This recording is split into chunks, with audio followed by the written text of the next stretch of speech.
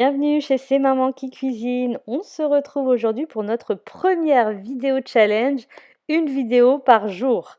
Donc je vous propose aujourd'hui un délicieux goûter que vous pourrez préparer d'ailleurs demain mercredi pour vos enfants ou pour vous-même parce qu'il plaît énormément aux adultes aussi. Il s'agit du gâteau 5, 4, 3, 2, 1.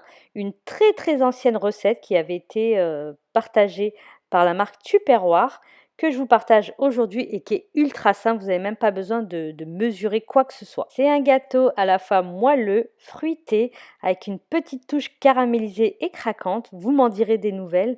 Allez, on commence la préparation. On commence par verser dans un saladier 5 cuillères à soupe de farine. Je mets des cuillères bien pleines, hein, pas des cuillères rases. Ensuite, on ajoute 4 cuillères à soupe de sucre. Le sucre, vous pouvez vraiment le doser selon vos goûts. C'est assez sucré, hein, 4 cuillères à soupe. Vous pouvez utiliser du sucre blanc, hein, j'en avais juste plus. Ensuite, on ajoute 3 cuillères à soupe bien pleines de lait, puis 2 cuillères à soupe d'huile. On ajoute ensuite un demi-sachet de levure chimique. Ensuite, on ajoute un œuf et une pincée de sel. On mélange le tout et donc notre pâte à gâteau est prête. Alors moi, je vous avoue, je la double tout le temps. Donc, mis à part pour la vidéo, je double tout le temps cette recette de pâte puisque je trouve qu'il y en a un peu trop peu. Donc vraiment, si vous comptez faire un grand gâteau dans un moule, par exemple, de 22 centimètres, n'hésitez pas à doubler la recette. Je vous note de toute façon tout en bas, la recette de base, ainsi que ce que moi je fais, donc les ingrédients que je mets habituellement. Par contre, la recette du glaçage, je la double pas parce que je trouve que c'est vraiment suffisant. Alors pour cette quantité, du coup, dans mon moule 6 grands ronds, bah, ça va me remplir uniquement 3 grands ronds.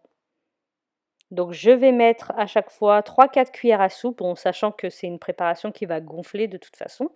Mais voilà, je remplis 3 de mes empreintes et ça va me faire 3 moelleux. Bon, c'est des gâteaux qui sont très gourmands, donc si je donne un demi à chacun de mes enfants, ça leur suffit, hein, amplement parce qu'ils sont quand même assez sucrés, ils sont gourmands, fruités, moelleux, etc.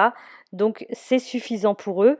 Mais voilà, si vous avez des invités ou quoi que ce soit, n'hésitez pas à doubler en quantité. Moi, je le fais tout le temps. Une fois que votre moule à gâteau ou toutes vos empreintes sont remplies, vous pouvez d'ailleurs utiliser des moules à cupcake, hein.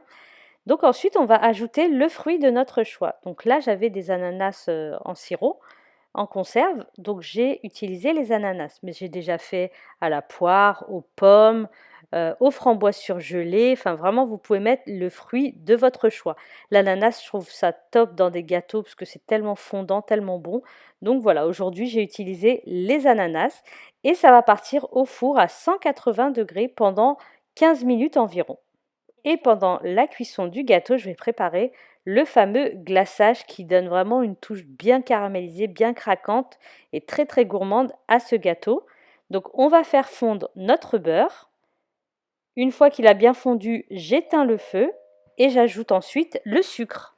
On mélange le tout, le sucre va fondre dans le beurre et ensuite on va ajouter cela. Enfin, on laisse d'abord bien refroidir, hein, par contre, avant d'ajouter à l'œuf battu. Il ne faut pas que ce mélange soit chaud au moment du mélange avec l'œuf parce que sinon ça risque de cuire notre œuf et c'est pas du tout ce qu'on veut. Donc une fois que le mélange a bien refroidi, on l'ajoute à notre œuf battu et on mélange le tout. C'est cette crème au beurre qu'on va ajouter à notre gâteau tout de suite sorti du four. Donc après les 15 minutes environ de cuisson, si c'est un grand gâteau, c'est plutôt 20 minutes, hein. Vous mettez la crème et vous le remettez au four pendant environ 10 à 15 minutes. Et voilà le résultat.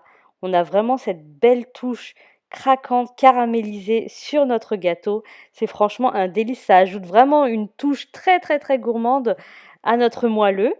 Voilà le démoulage parfait de chez Guy de Marle, hein, ça on a l'habitude.